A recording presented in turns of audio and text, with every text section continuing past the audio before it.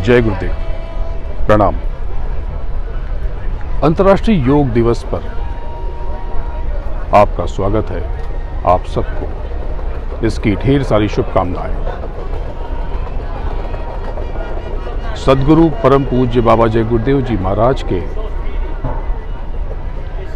संदेशों के बीज पूरे जगत में बोते हुए, डालते हुए, बीजारोपण करते हुए आज मैं इटली के वेनेटो प्रांत की राजधानी वेनिस में, वेनिस जलमग्न शहर, बड़ा खूबसूरत शहर है ये, बहुत सुंदर जगह है ये, बहुत कुछ काशी के करीब है। बनारस, अगर आपने बनारस देखा होगा तो समझ लीजिए कि आपने आधा वेनिस भी देख लिया। पतली पतली संकरी गलियां, पत्थर की पुरानी इमारतें, मिलती जुलती वास्तुशिल्प की कसीदाकारी काफी करीब है। आज योग दिवस है। जब भी योग की बात आती है तो पूरे विश्व में मैं देखता हूं कि लोग योग का अर्थ सिर्फ योग के आसन समझते हैं।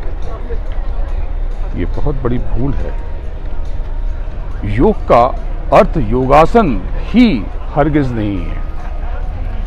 योग के आसन और पतंजलि के योग के सूत्र योग का थोड़ा सा हिस्सा है। योग तो इससे बहुत ऊपर है, बहुत विराट है, विशाल है, असीम है। योग के आसनों की रचना हुई क्यों? कभी आपने सोचा? क्या ये देह के लिए थी? क्या ये शरीर के लिए है? नहीं, हरगिज़ नहीं। योग को कसरत समझना, व्यायाम समझना बहुत बड़ी भूल होगी। योग के आसन दरअसल आपको देह की, शरीर की जिम्मेदारियों से मुक्त करके आपको अदेह की तरफ, अपने मूल की ओर अग्रसर करने की प्रक्रिया का हिस्सा थे।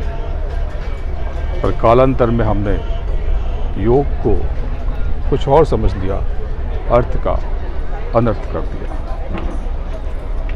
पतंजलि ने जो सूत्र दिए थे प्राणायाम के, प्राणायाम समझा कभी आपने? प्राणायाम यानी प्राण के आयाम। बहुत लोगों को प्राण ही पता नहीं। लोग प्राण का मतलब आत्मा समझ लेते हैं या कुछ और समझ लेते हैं। प्राण दरअसल इस जीवन को चलाए रखने की प्रक्रिया का हिस्सा है।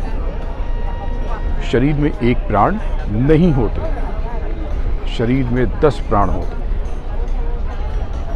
5 प्राण नीचे के और 5 प्राण ऊपर के। गुरु महाराज ने पहले के सत्संग में इस बात का विधिवत वर्णन किया है। नीचे के 5 प्राण, प्राण, अपान, व्यान, गुदान, समान, और ऊपर के 5 प्राण, कूर्म, क्रीकल, शेष, देवदत्त और धनंजय। इन 10 प्राण को हमें साध कर जीवन में आगे बढ़ना पड़ेगा। तो प्राणायाम सिर्फ नीचे के 5 प्राणों को नियंत्रित करता है। ये बात बहुत महत्वपूर्ण है। यदि आप समझने की कोशिश करेंगे तब आपको योग अति विराट नजर आएगा। पर ऐसा भी नहीं है कि योगासन कुछ नहीं है। योगासन बहुत महत्वपूर्ण है। आज बहुत खुशी है कि हमारे देश के प्रधानमंत्री ने हमारे योग को अंतर्राष्ट्रीय मान्यता दिलवाई। हालांकि योग तो पहले से पूरे विश्व में पैर पसार चुका था, लेकिन ये प्रयास भी सराहनीय है। योग के आसन आपको शरीर की जिम्मेदारियों से मुक्त कर देते हैं। जब आप देह की जिम्मेदारियों से निवृत्त हो जाते हैं, आज़ाद हो जाते हैं, तब आप अदेह की तरफ बढ़ते हैं, अपनी आत्मा को उस परम तत्व की तरफ निर्देशित करते हैं, अग्रसर होते हैं, आगे बढ़ते हैं। देह से अदेह को अलग कर देना ही योग है, यानी देह से अदेह को अलग कर उस परम तत्व में समा जाना ही योग है। योग का अर्थ है जोड़ना और जुड़ना। बहुत सारे सूत्र हैं, लेकिन गुरु महाराज ने दो मुख्य पद्धति बताई, ध्यान और भजन। ध्यान का अर्थ है देखना, और भजन का अर्थ गाना गाना नहीं है। भजन का अर्थ है भज और श्रवण। आज के योग दिवस पर हमने अगर स्वयं को एक बिंदु पर केंद्रित करके सद्गुरु की दया और मेहर लेकर ध्यान और भजन की यात्रा में उतरकर यदि थोड़ा प्रयास कर लिया, उस परम चेतना से खुद को जोड़ने, उससे जुड़ने की थोड़ी सी कोशिश कर ली, तो आज का ये दिन सार्थक हो जाएगा। आज मेरी यात्रा का ये 62वां दिन है। 62 दिन से मैं दुनिया की धूल फाक रहा हूँ, यहाँ पे गुरु महाराज के आध्यात्म के सूत्रों का बीजारोपण कर रहा हूँ।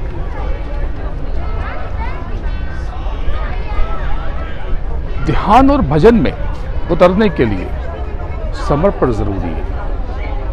बिना समर्पित हुए आप मूल तत्व को कभी भी जान न पाएंगे, पहचान न पाएंगे, उसको कभी छू न पाएंगे, वहाँ तक कभी पहुँच न पाएंगे। ज़रूरी है कि समर्पित होकर पूरी कशिश के साथ, शिद्दत के साथ उस परम चेतना से गुहार लगाकर, प्रार्थना करके, निवेदन करके, सद्गुरु का वंदन करके अंतर यात्रा पर बढ़ चला जाए, चढ़ चला जाए और उसे खोजा जाए जो हमारे भीतर है, जिसका मार्ग हमारे अंदर से जाता है। खोजरी पिया को निच घट में, जो तुम पिया से मिलना चाहो, भटको जग में, खोजरी पिया को निच घट में।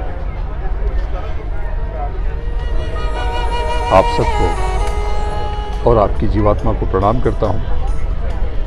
गुरु महाराज के चरणों में आप सबके कल्याण के लिए प्रार्थना करता हूँ, गुहार लगाता हूँ, निवेदन करता हूँ। आप सबको पुनः पुनः अंतर्राष्ट्रीय योग दिवस की शुभकामनाएं। प्रणाम। जय हिंद।